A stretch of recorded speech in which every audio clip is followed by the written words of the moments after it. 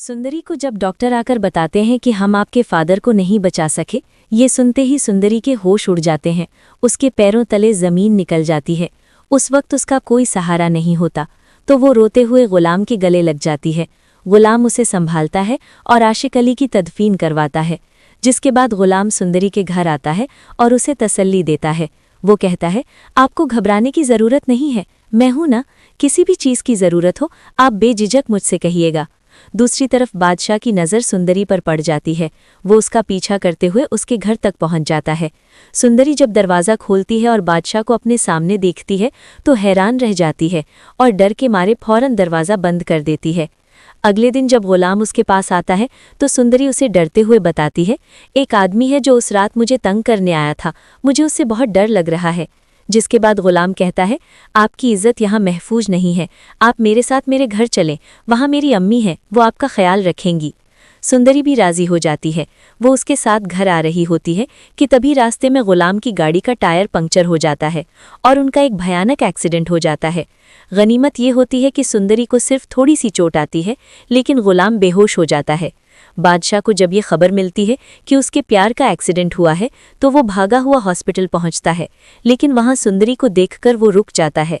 उसका पुराना जुनून जाग उठता है और वो गुलाम की परवाह किए बिना सुंदरी को जबरदस्ती अपने साथ ले जाता है।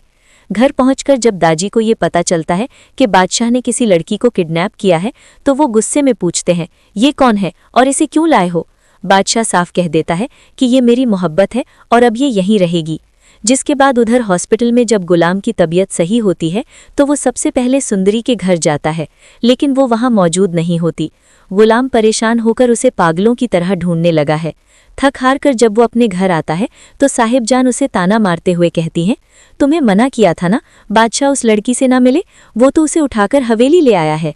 ये सुनते ही गुलाम का माथा ठनक जाता है। वो सोचता है, कहीं ये मेरी सुंदरी तो नहीं जिसे बादशाह ने उठाया है। वो फौरन बादशाह के पास जाता है और वहां सुंदरी को रस्सियों में बंधा देख उसके होश उड़ जाते हैं। वो किसी तरह उसे खोलकर चुपके से अपने घर ले आता है। गुलाम की अम्मी लाजो जब सुंदरी को देखती है तो पूछती है, बेटा ये कौन है? गुलाम बताता है, अम्मी मैं इससे मोहब्बत करता हूँ, इसका दुनिया में कोई नहीं है। लाजो प्यार से सुंदरी के सिर पर हाथ फेरती है और पूछती है, बेटा तुम्हारे अब्बू का क्या नाम है? वो बोलती है, आशिक अली, वो एक टीचर थे। ये सुनते ही लाजो को झटका लगता है। वो पूछती है, तुम्हारी अम्मी कहाँ है? सुंदरी कहती है, अब्बू ने कभी बताया नहीं, बस यही कहा कि उनकी मौत हो गई है, मैंने उनको कभी देखा ही नहीं। अब्बू ने बताया कि बचपन में उनकी मौत हो गई थी जब मैं बहुत छोटी थी। जिसके बाद लाजो की आंखों में आंसू आ जाते हैं। वो उसे अपने गले से लगाती है और एक बड़ा राज खोलती है, बेटा तुम्हारी अम्मी जिंदा है, लेकिन अगर ये साहिब जान को पता चल गया तो वो बहुत ज्यादती करेंगी। जिसके बाद लाजो जब रात को सब सो जाते हैं, सुंदरी को चुपके से उसकी अम्मी खुर्शीद के पास लेकर जाती है। खुर्शीद अपनी बेटी को इतना बड़ा देखकर जज्बाती हो जाती है और उसे पागलों की तरह प्यार करती है। वो कहती है, इस हवेली वालों ने हमारे साथ बहुत ज्यादती की है, अब हमें इस हवेली से बदला लेना है। इसके बाद सुंदरी एक खतरनाक खेल खेलती है। वो बादशाह को अपनी मोहब्बत के जाल में फंसाती है और उसे अपने अब्बू अम्मी के खिलाफ कर देती है। सुंदरी के कहने पर बादशाह बदल जाता है और लोगों की मदद करने लगा है। लेकिन ड्रामा तब बदलता है जब एक दिन बादशाह सुंदरी और गुलाम को एक साथ देख लेता है। उस वक्त सुंदरी गुलाम से अपनी मोहब्बत का इजहार कर रही होती है और बता रही होती है कि वो बादशाह से सिर्फ नाटक कर रही थी।